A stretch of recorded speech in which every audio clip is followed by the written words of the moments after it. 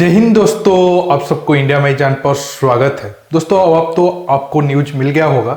China के लिए आज एक बुरा दिन है क्योंकि चाइना का एक पैसेंजर प्लेन क्रैश हो गया है और अब तक रिपोर्ट है उसमें 130 के ऊपर लोग थे, तकरीबन 133 लोग थे और उसमें से 9 के करीब क्रू मेंबर थे।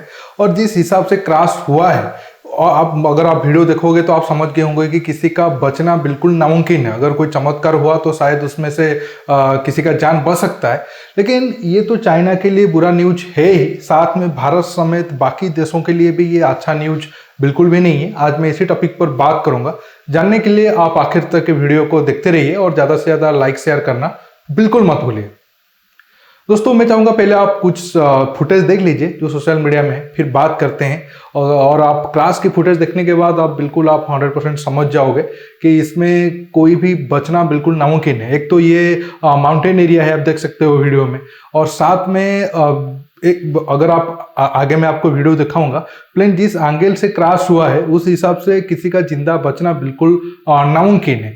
अब बढ़िया बात यह है कि ये जो प्लेन क्रैश हुआ है ये तो चीन के लिए झटका है ही है, क्यों भारत समेत बाकी देशों के लिए क्यों झटका है, ये आपके मन में बड़ा सवाल आएगा।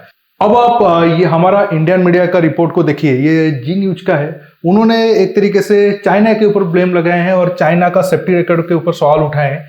लेकिन सही माने दोस्तों ठीक है, चाइना हमारा दुश्मन है, लेकिन इसमें चाइना का कोई बहुत बड़ा गलती है नहीं, क्योंकि जो प्लेन क्रैश हुआ है वो चाइनीज नहीं है, वो बोइंग कंपनी का है। और ये बोइंग कंपनी का कोई पहला क्रैश नहीं हुआ है। हाँ, चाइना की हिस्ट्री में इससे पहले कोई बड़ा पैसेंजर प्लेन क्रैश नहीं हुआ था। 2010 में एक हुआ था, वो भी ब्राजील की कंपनी की थी और उसमें से 40 या 42 के करीब लोग मरे थे।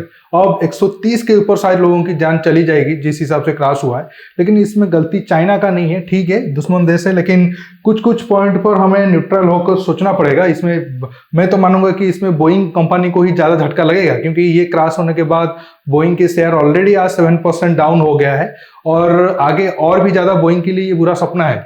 तो आपको आगे पॉइंट वाइज बताता हूँ। पहले जान लेते हैं चाइना में ये जो जेट क्रैश हुआ है वो कौन से एरिया में है और क्यों ये क्रैश हुआ। अब तक जितना भी शुरुआती रिपोर्ट आया है, अगर आप देखोगे मैप में ये वाले पॉइंट पर ये जेट क्रैश हुआ है और क्यों हुआ अभी तक तो ज्यादा पता नहीं चल रहा है। लग रहा है कि इंजन फेल होने के कारण ये जेट गिरा है। मैं चाहूंगा कि 10 सेकंड का वीडियो देख लीजिए, ध्यान से देखना, आपको अच्छे तरीके से पता चल जाएगा।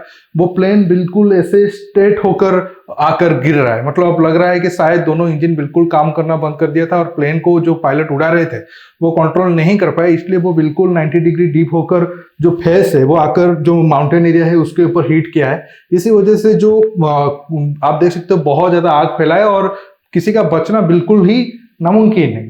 ये तो हो गया चाइना की बात, उसके ऊपर ज्यादा बात नहीं करते हैं। लेकिन अगर आप पिछले 2-3 साल देखोगे, अगर ये 133 नंबर को ऐड कर दे तो तकरीबन 500 के करीब लोगों की जान चला गया है, और वो सिर्फ बोइंग 737 के कारण। हालांकि पहले जो तो क्रैश हुआ था बोइंग 737 मैक्स था, ये बोइंग 737 का मैक्स वाला वर्जन है कि नहीं पता नहीं है, लेकिन बोइंग 737 तो उनका बेस ही है। और इसके साथ साथ 1 से 1.5 साल तक ये जो प्लेन है पूरी दुनिया में ग्राउंडेड हुए थे। और चीन का ये जो जेट क्रैश हुआ है ये ज्यादा पुराना जेट भी है नहीं, 6 साल पुराना जेट है और 2014 में या 15 में उसे चीन ने खरीदा था। और पिछले 1-1.5 साल तक चीन में भी ये जेट ग्राउंडेड था, क्योंकि इथोपिया में बोइंग 737 क्रैश हो गया था और उसमें 157 लोगों की जान बिल्कुल चला गया था, कोई भी जिंदा बचा नहीं था। इसके बाद इंडोनेशिया में क्रैश हुआ, इंडोनेशिया में क्रैश होने के बाद भी उसमें से तकरीबन 189 लोगों की जान चला गया और 6 महीने के अंदर ही ये 2 जेट क्रैश हुए थे। इसके बाद पूरी दुनिया में बड़े बड़े देश ये जेट को ग्राउंडेड कर दिए थे। ये 2019 का रिपोर्ट है, प्रेजेंट टाइम में और ज्यादा जेट ऐड हुआ है।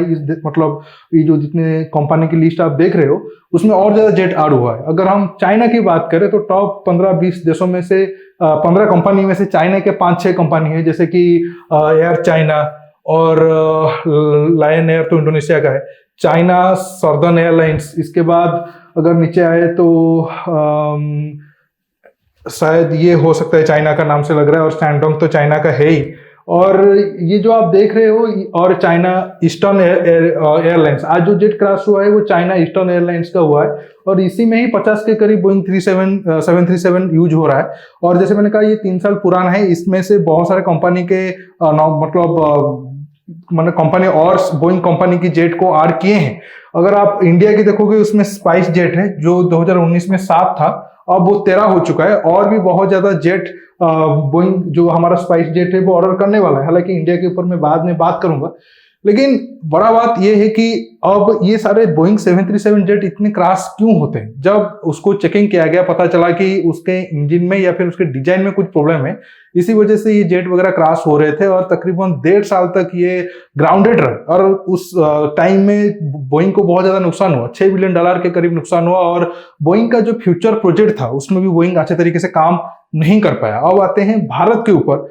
अब अगर आप देखोगे भारत का, जैसे मैंने कहा, स्पाइस जेट एक है जो 13 के करीब यूज कर रहा है, और बड़ी बात यह है कि 3 महीने पहले ही हमारे इंडिया में ही जो स्पाइस जेट यूज कर रहा है बोइंग की 737, वो क्रैश होने वाला था, लेकिन जो पायलट थे उनके कारण वो जेट क्रैश नहीं हो पाए। वो वाला न्यूज में पीछे रह गया, ये वाला न्यूज है, क्योंकि ये मुंबई से कोलकाता जेट जाने वाला था, लेकिन टेकऑफ से कुछ मिनट के बाद अचानक उसकी एक इंजन फेल हो गया या फिर गड़बड़ी आ गया। उसके बाद पायलट को वापस मुंबई आना पड़ा। सब कुछ ठीक तो रहा, लेकिन जेट क्रैश होते होते बच गया, और उससे 2 महीने पहले ही स्पाइस जेट को क्लियरेंस मिली थी कि नहीं, आप जो जेट ग्राउंडेड किए हो उसको फिर से आप उड़ान भरने लायक इस्तेमाल कर सकते हो। इसी वजह से दोस्तों, जैसे मैंने कहा, ये सिर्फ चाइना के लिए नहीं है, पूरी दुनिया के लिए झटका की बात है कि बोइंग 737 में इतने सारे प्रॉब्लम आ रहे हैं, क्योंकि सिर्फ चाइना ही अपनी मतलब पैसेंजर प्लेन की लिस्ट में बोइंग 737 को यूज नहीं कर रहा है, बहुत सारे देश और भी यूज कर रहे हैं। अगर इंडिया की बात करें तो और एक जो राकेश झुनझुनवाला है, उनका जो नया कंपनी आकाशा ओपनिंग होगा कुछ महीने के बाद, वो तो तकरीबन 70 के करीब बोइंग 737 जेट को ऑर्डर किए हैं। तो इससे आप अंदाजा लगा सकते हो इससे कितना खतरा बढ़ जाता है। इसी वजह से हम ये कह सकते हैं जो आज चाइना में हुआ वो बहुत दुखद चीज हुआ। दुश्मन है, लेकिन जो मासूम लोग हैं उनकी जान किसी भी हालत में जाए वो ठीक नहीं है, और उम्मीद है कि इसका सही कारण पता चलेगा और बाकी और जो देश है वो कुछ स्टेप लेंगे। हो सकता है इंडिया में फिर से बोइंग 737 को ग्राउंडेड किया जाए, लेकिन अभी तो ये शुरुआती रिपोर्ट आया है, बाद में ज्यादा रिपोर्ट आएंगे तो आपको कंफर्म न्यूज मिल जाएगा। दोस्तों, आज के टॉपिक में बस इतना ही। आपको ये वीडियो कैसा लगा नीचे कमेंट बॉक्स में कमेंट करके बताइए, और ये वीडियो को ज्यादा से ज्यादा लाइक शेयर करने के साथ साथ आप मेरे चैनल को सब्सक्राइब करिए, और सब्सक्राइब बटन के पास जो बेल आइकन है उसे प्रेस करिए, ताकि आगे आप मेरे आने वाले वीडियो को मिस ना कर सके। दोस्तों, रुकता हूं, बहुत जल्द और एक नया टॉपिक के साथ मिलूंगा। नमस्कार, जय हिंद।